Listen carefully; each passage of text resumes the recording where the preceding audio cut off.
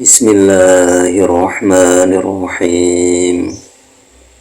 Al-hadisul isyruna an Abi Mas'udin Uqbata bin Amrin wal Ansari wal Badri radhiyallahu anhu qala Rasulullah sallallahu alaihi wa alihi wasallam, inna mimma adrakan nasu min kalamin nubuwatil ula idza lam tastahi fasna ma syi'ta. Rawahul Bukhari. Bismillahirrahmanirrahim.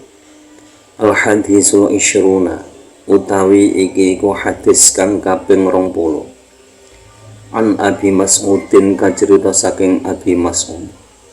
Uqbah bin Amrin rupane Uqbah putra lanange Amr. Wal Ansori kang bangsa Ansor. Al-Badri turkang derek perang Badar. Rondia muga-muga ngrindani Allahu sapa Allah anhu ing Abi Mas'ud. Ola matur sapa Abi Mas'ud. Ola dawuh sapa Rasulullah sallallahu alaihi wasallam. Rasulullah sallallahu alaihi wasallam. Salam mugi paring rahmat ta'zim Allahu sapa Allah alaihi ing atase Rasulullah wa alihi lan ing atase keluargane Rasulullah wasallama lan rahmat keselamatan.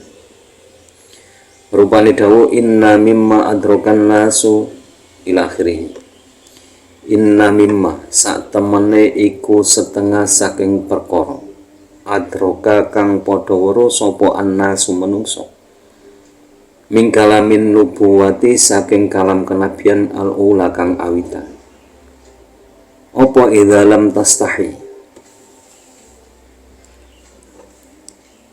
nalikane ora pisan-pisan isin sira, fasna mongko agawe sira ma ing perkara syi'ta sak karep sira. Rawang riwayatake hu ing hadis Al-Bukhari sapa Imam Bukhari. Hadis yang ke-20 ini dalam kitab Arba'in Nawawi yang disusun oleh Imam Yahya bin Syarifuddin An-Nawawi. Hadis ini diriwayatkan dari Imam Bukhari, yakni dari Abi Mas'ud.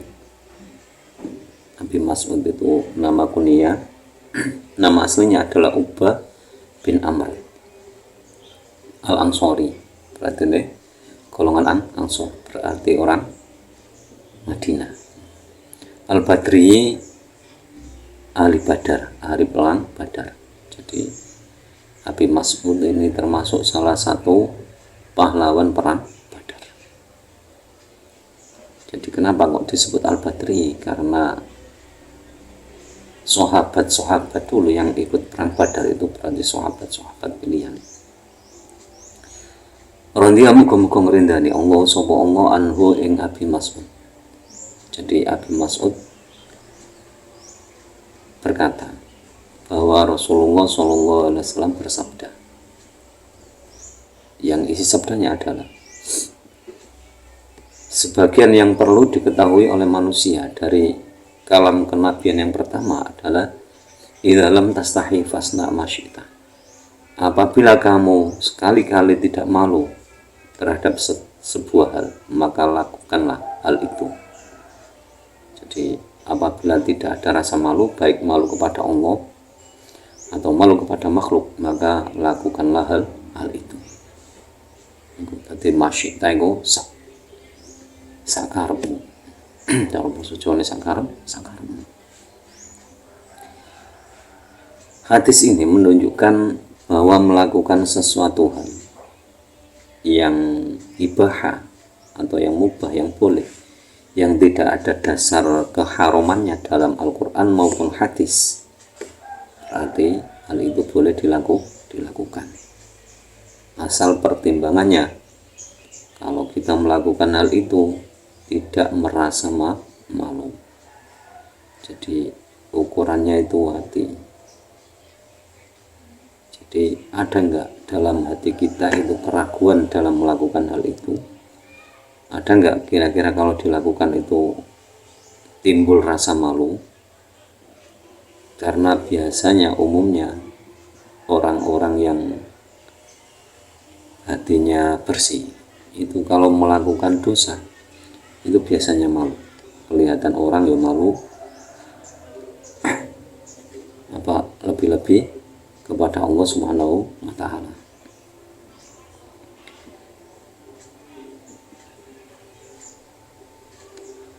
Jadi orang yang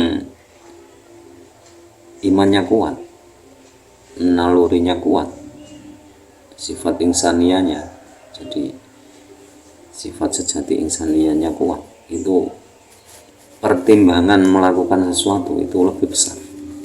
Jadi saya melakukan ini kok rasanya kok nggak enak ya dilihat orang ya.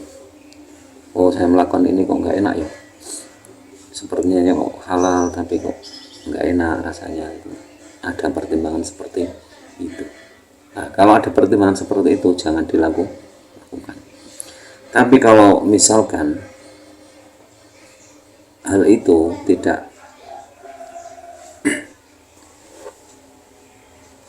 ada malu, misalkan kalau melakukan sesuatu itu kepada Allah tidak ada malu, terus kepada makhluk tidak ada rasa malu, itu berarti boleh dilakukan asal hal itu mubah, maksudnya itu tidak ada dasar keharamannya dalam Al-Quran maupun hadis.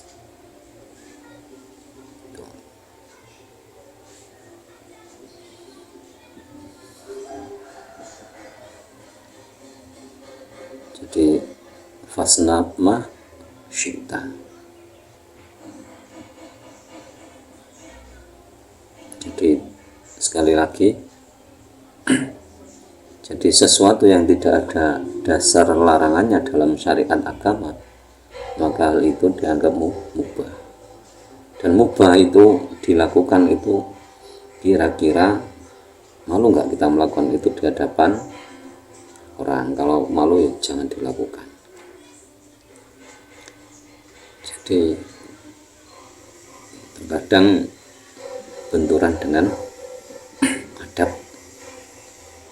Seperti contoh kan, kita misalkan sudah beristighfar kalau bersuami, mencium istri kan nggak apa-apa. Tapi kalau hal itu dilakukan di depan umum, itu kan kurang bagus secara etika, kurang bagus. Padahal sah nggak apa-apa, halal. Tapi kan kalau di hadapan umum bermesraan itu kan kesannya kan bagaimana? Itu etika yang harus dijaga. Jadi ada tempat-tempat yang kita melakukan hal terkadang kurang baik, melakukan hal yang baik tapi kurang baik. Jadi ada pertimbangan lain. Tapi inti dasarnya kalau hal ibaha itu boleh.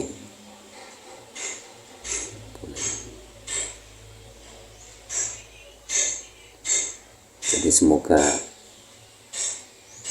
bermanfaat fi dunya wa dunya wal akhirah. Wallahu alam bisawab. Akhirul kalam, ihdinas siratal mustaqim, wallahul muwaffiq ila aqwamit thoriq. Wassalamualaikum warahmatullahi wabarakatuh.